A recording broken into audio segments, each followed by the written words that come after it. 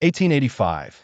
At the Berlin Conference, Europeans carved Africa into spheres of influence with quills and treaties. Ethiopia stood alone, its legitimacy older than any empire.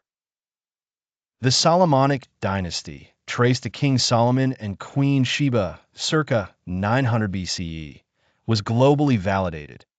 Ethiopian Orthodox churches, global historians, and European scholars recognized its divine right. Emperor Menelik II knew no European power could colonize a nation with a legacy older than Rome. He weaponized this ancient claim against the scramble for Africa. 1889. Diplomatic deception. Italy, coveting the Red Sea coast, demanded Ethiopian annexation of Tigray. Menelik signed a secret treaty with Britain, claiming neutrality to appease European powers. But he secretly bartered with Germany, securing Ethiopia's highland plateau.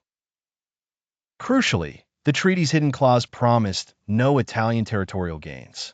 Italy interpreted it as a threat, but Menelik rigged the negotiation. He positioned himself as Africa's only independent state, using the scramble for legitimacy. The deception was flawless. 1889. The impenetrable plateau. Ethiopia's highlands were geography's masterpiece. Rugged escarpments, deep valleys, and the Blue Nile River created a natural barrier. Italy's 45,000 troops struggled to cross the plateau. Disease ravaged their ranks, with 35% dying before reaching Addis Ababa. The plateau wasn't just an obstacle, it was a strategic fortress. Menelik's army, trained in French artillery but rooted in indigenous traditions, used the terrain as a mobile shield. Ambushes from hidden rock ledges, guerrilla tactics, and relentless regrouping. No European army could march straight to the capital. 1896. Adwa, the turning point. Italian forces believed victory was assured. They'd been told Ethiopia's nation resembled the United States, so conquest was easy. But Menelik had a different strategy. On March 1, 1896, in Adwa's rocky clearing, he met Italy's high command. "We are not an army," Menelik said. "We are a nation. If you want to conquer us, come." He'd laid the trap. The Italians were arrogant. Their confidence in superior firepower would shatter. 1896. The tactical masterclass. Ethiopia's forces were not merely brave, they were trained. Menelik's army included French-trained officers, 10,000 soldiers armed with modern rifles, and 20 artillery pieces.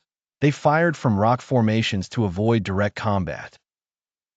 Italian bayonets and machine guns were ineffective against Ethiopian artillery. The highland terrain became the battlefield. Ambushes, guerrilla tactics, and relentless artillery fire disarmed the Italians. Within hours, they were pushed back. This wasn't just military victory. It was psychological. Europe's invincibility had crumbled. 1896. A cultural weapon. The Adwa victory was built on identity. Menelik's army was not just a European-style force. It was a nation. They drew inspiration from the Solomonic legacy, using ancient traditions to unite people. The emperor's claim, "We are not an army, but a nation," resonated deeply. This was no simple war. It was a moral victory. The defeat shattered Europe's myth of European superiority, inspiring future African resistances. 1896. The Treaty of Addis Ababa. Italy signed a treaty acknowledging Ethiopia's sovereignty. But Menelik's secret treaty with Germany? A bluff.